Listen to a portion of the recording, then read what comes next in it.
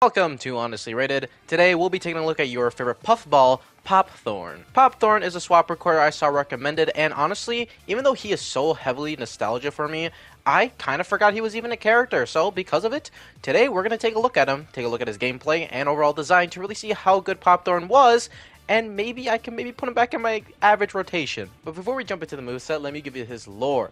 He comes from a species called puffer thorns that are deemed to be the cutest things in Skylands, which honestly I have to agree.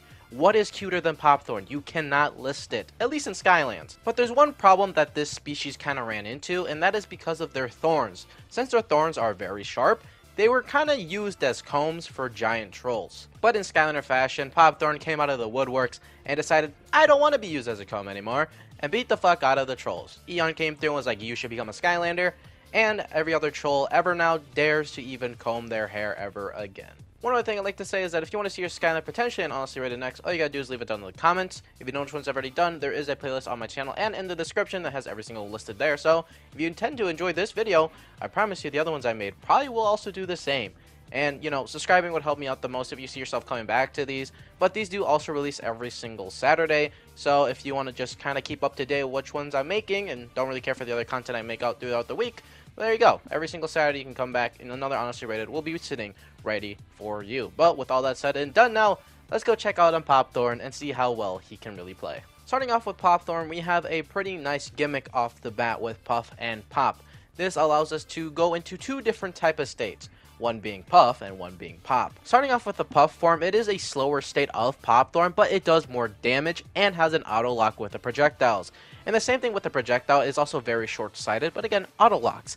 And it's very nice. And even the slowness for Popthorn isn't slow. I found myself being able to outpace many enemies' attacks, but it was also slow enough that enemies get close to me, so my thorns actually end up having that auto lock ability on. So it's a very nice pace.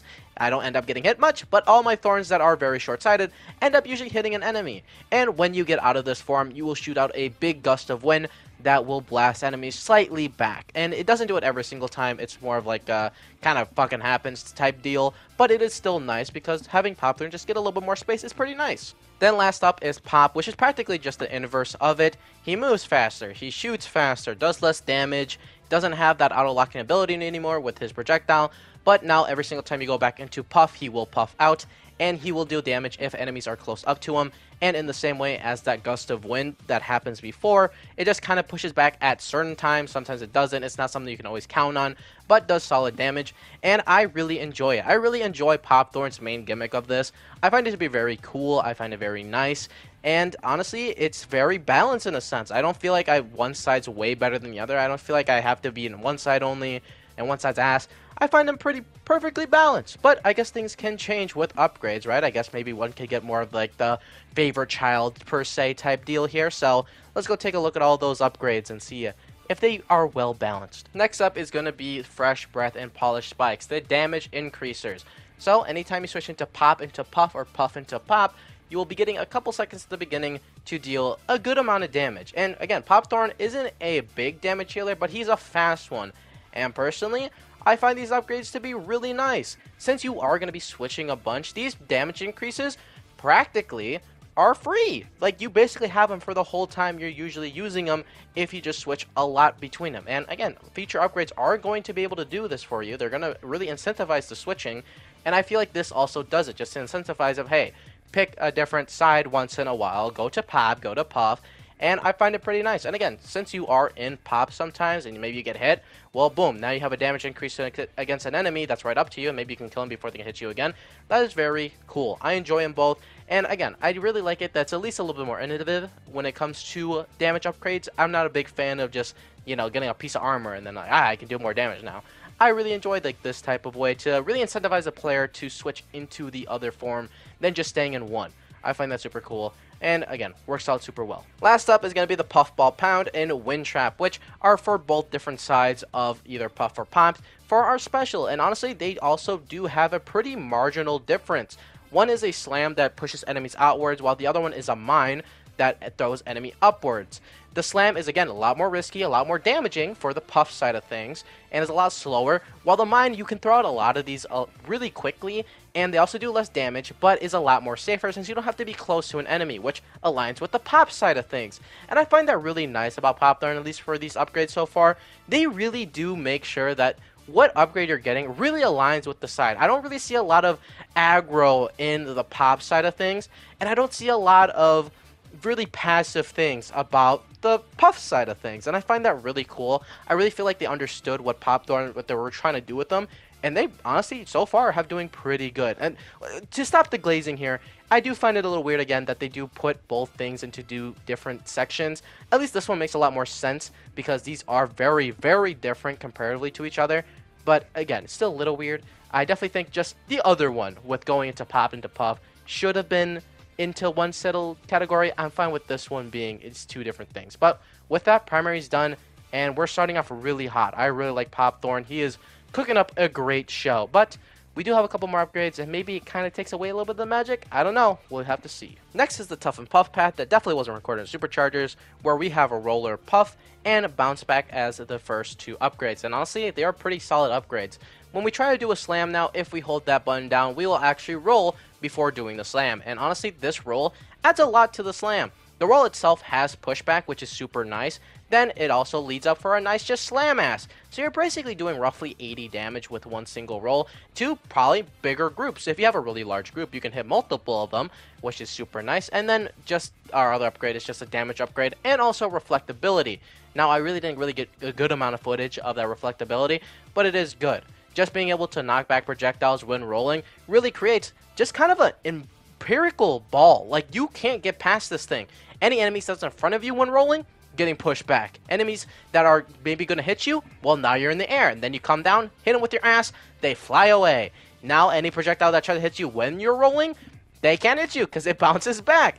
It really just recreates an ultimate hamster ball. It's super fun and super cool. I enjoy this move a lot. And I think adding the reflectability, even though it's not like the most common thing that's going to happen to you, when it does happen, it is pretty nice. Last up, we have his prickly body, and this just allows us to, anytime we get hit in our puff form, we will shoot out just one thorn that does 26 damage towards the enemy that hit us.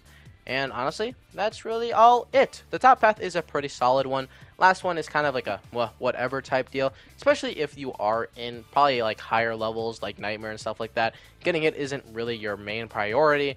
But, you know, always having just a little bit of extra damage towards something that's trying to kill you doesn't hurt. Well, I guess in this case it does, because you have to get hurt. But nonetheless, it is a pretty nice move. It's a very passive move. It's a very much whatever move.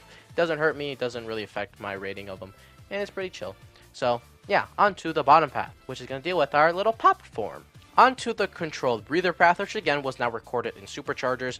We have the arrow trampoline, which is a little bit kind of weird to see here, because this actually deals with our slam, which, if you know, we can only do in puff form. And personally, I definitely think you could have done something to the spike ball. I wish I maybe saw at least an upgrade for the spike ball. If you don't know, the spike ball, even though it isn't something I really think in the mind you can really give it a lot of upgrades, there's definitely something you could have done to it. One thing that I kind of thought of really quick on the spot is that just make the spike ball bigger, and it can hit multiple enemies even easier. Like, I definitely could have just been an upgrade, and I would have been fine with it. Now, I don't think arrow trampoline is a bad one, though. With our slam now, we can do 3 slams at once if you just hold down the button for a little bit. It's not that long of a hold time. But with it, it does 2 slams that don't do knockback, but do roughly 40 damage. Then the last one that does 50 damage, that does the knockback. It is actually a pretty decent move. It's really hard to get hit in it, and it can really cause just a really nice, densely damaging impact to enemies, and really lets you round them up, I would feel, comparatively to just doing a natural slam where it always does knockback, and also especially with the rolling ability. So I definitely think it has its place.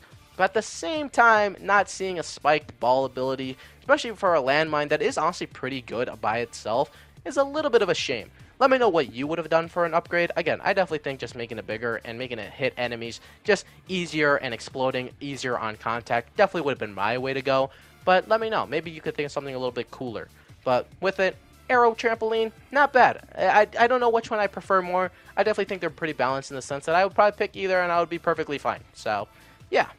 The next two moves do go in more into the pop form side of things with the deep breath and scattered winds. And even though they are practically the same thing, I like them both. They're very great. You could probably make the argument to put them both in the same thing. I don't know. I think they're a little bit different enough. You let me know. But they, in fact, just give us triple of what we had before. We get 2 extra things. For one, when we go out of our puff form, we get to shoot 3 triple winds with the deep breath. And that is super good for 2 reasons.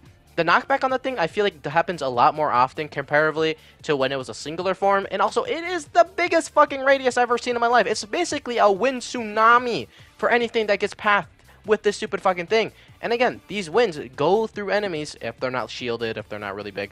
And that's super cool. Then the other one is, again, more triple winds, but for our average breath. We now get to just shoot 3 naturally. And for that factor, I enjoyed a lot. Because, again, you had to be kind of precise with just the normal wind. So just having 3 really casts the net to hit whatever the fuck you're trying to hit. And also hits a larger group, which Pop Thorn doesn't have a hard time with very large groups. But he definitely is that's the main focal point that struggles. So just giving him the small form and then giving him triple winds that hits a really large radius, it's super good. And the next upgrade, our Soul Gem, is going to make Pop Thorn literally a demon. And the name of the Soul Gem is called To Puff or Not To Puff, which is truly the question. I enjoy the Soul Gem a lot. It gives you defense on the puff side of things and speed on the pop side of things. And honestly, it works so well with the characters are trying to be. The speedness of the pop side is absolutely insane. It really makes him just the blue blur if, you know, Sonic was literally a hedgehog and not like some anthropomorphic hedgehog.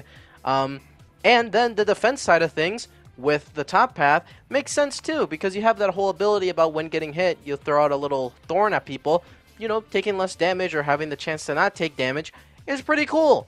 And I really think that this Soul Gem really works for both sides of the path and what side you pick. I definitely think you could pick either or and have a lot of fun. I personally like the bottom side because I like moving really fast and just kind of dodging things with the mines. But if you really like the slamming and overall like that type of side of things with Pop Thorn, going with the top path is very much what you want to do. Either or, honestly, you're going to have a lot of fun. But with that, that is Pop Thorn done and dusted. But what is my score? That is really, truly the other question. Luckily for you, I am here to answer that question. Honestly, for Pop Thorn, I am going to be able to give him that rating of the glorious 5 out of 5. Pop Thorn is an amazing core character with not many flaws. Honestly, I think the big thing for me that really just was weird about Pop Thorn was that he doesn't have a spike ball upgrade. I think you could have had one in the bottom path just to kind of really make it puff and pop as 2 different paths. But other than that, there's really nothing else I can complain about. I like the upgrades. They really force you to kind of change between the 2 instead of there being like this overarching like this one's really good, but I guess maybe sometimes you can pick this one. I really found myself going between the 2, and which side you like the most, you can pick. Again, I really like the small form of Pop Thorn the most. I really like just being able to move fast and doing all that type of shit with the mines. But if you really like being in the big boy form, you like being puffed out, go pick the top path. I really think both of them have things that everybody can enjoy. And that is always the joy about having characters have different forms. They are really the character to really play because they probably have one for you. And sometimes you can fuck it up by making one side a lot better than the other.